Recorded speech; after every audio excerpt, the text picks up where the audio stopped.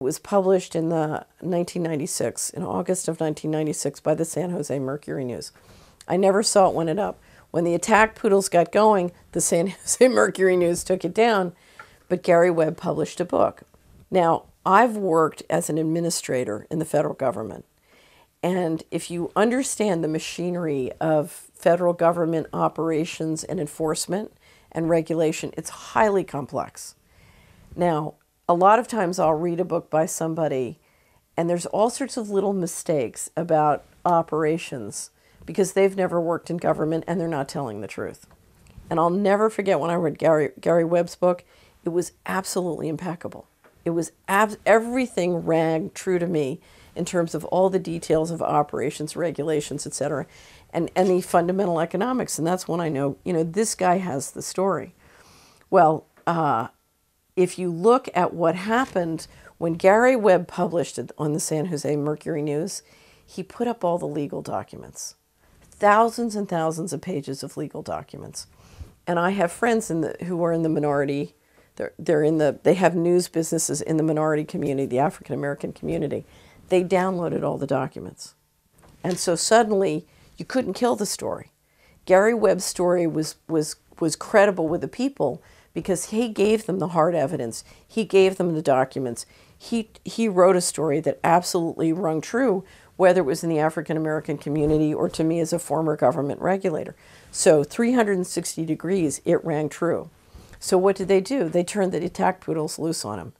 And if you read the story of how Gary Webb was targeted and just literally run out of the news business, it's incredible. So the attack poodles are very, very dangerous. And I know because I've been the target of them. During the litigation, we dealt with a smear campaign that was, invasive, unbelievable. There was one group that had sort of the leader of the effort with 17 full-time people just mailing packages of information to media and trying to get them to write stories. And we constantly had one reporter who literally would write something that was factually not true. Our attorneys would call. We had to threaten to sue, but they didn't really care. They had no interest in what the truth was. We had an amazing thing where we spent a couple hundred hours with the Washington Post, gave them all the legal documents, everything. They were going to write a story. Literally, in 24 hours, the story disappeared. The reporter wouldn't answer my phone calls, went away. And that left the field open for the attack poodles. And so whether it's stopping a whole bunch of stories or the attack poodles attacking, anybody who tries to build a story outside the official story is attacked. Now, the interesting thing is it doesn't work anymore, okay? And the reason it doesn't work anymore is where you have somebody outside the official story who's prepared to say, I don't want to rise at CNN. I don't want a job from the current administration. I don't want any part of you. I'm just going to sit over here and tell the truth. Alex Jones is a perfect example. I'm going to build my own thing, and I'm going to tell the truth, and I don't care what you all you attack poodles can say and do whatever you want, but I'm going to stand firm on the evidence. The beauty of the internet is we can put all the legal documents up. We can put massive amounts of documents and evidence, and for an audience that's willing to listen to some, people who are going to take the time to read that stuff, it kills the attack poodle. And that's why you're seeing more and more shift. If you look at the media numbers, whether it's, are they reading the Wall Street Journal or the New York Times, or are they watching CNBC, the numbers are swinging and moving towards the people who are telling the story. But there's no doubt about it. Everybody in our world telling the true story has got to deal with attack poodles. In the spring of 1997, the president of CalPERS, the largest pension fund in the country, was on one of my boards, and we gave a presentation to them about my vision of how you could re-engineer the flow of money in communities to rebuild the American economy and do it in a way that would make a lot of money for pension funds. So I had this whole thing on, how we could reinvent America and make sure the boomers had enough for retirement and everything. So the president of CalPERS is in the presentation. He looks at me. He says, "You don't understand. It's too late. They've given up on the country. They're moving all the money starting out of the country, moving, in the fall." So that fall is the beginning of fiscal 1998. October 1, 1997 is the beginning of fiscal 98. $4 trillion proceeds to go missing.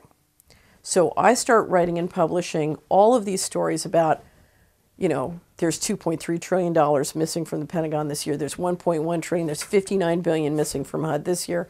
And, story after story using government documents documenting massive amounts of money are going missing. Okay, so what happens next? John Stossel does this huge story about how people at the Pentagon are using credit cards and not paying the money back. Okay, this ricochets everywhere. It's like the big thing. All my neighbors are saying, "Oh, did you hear about this horrible Pentagon?" Now the money is less than 1% of 1% of the $4 trillion that's going missing. So basically, while the big boys are walking away with $4 trillion over here, everybody's over here saying, "Oh, they're using credit cards to buy purses, and this is terrible," And that's the so we have the attack poodles coming at me because I'm telling the real story. Meantime, we have the John Stossels of this world keeping everybody interested on irrelevant things. When the litigation occurred with me, they tried to set me up on a obstruction of justice charge. What happened was they seized our offices on a false pretext, and while they were in the office, we had shredding bins that were empty. They took trash that we had in a bag that we were saving because we couldn't throw anything out because of the subpoenas. So we had the trash all saved.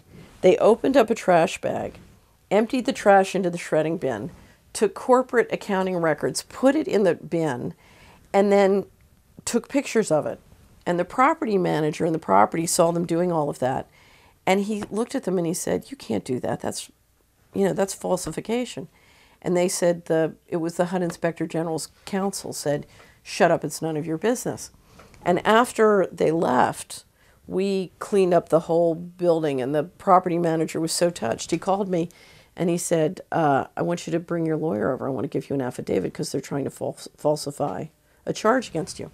Well, as this was happening, they wrote us a letter accusing us of throwing away documents, that were, under the subpoena. And so they were clearly trying to set us up on an obstruction of justice charge. Now, he gave us an affidavit, and we turned it in the court, and the court just said, "It's SOP." I didn't know what that meant. So I called a guy who used to work in the HUD IG's office, and I said, "What's SOP?" He said, "Oh, that's standard operating procedure.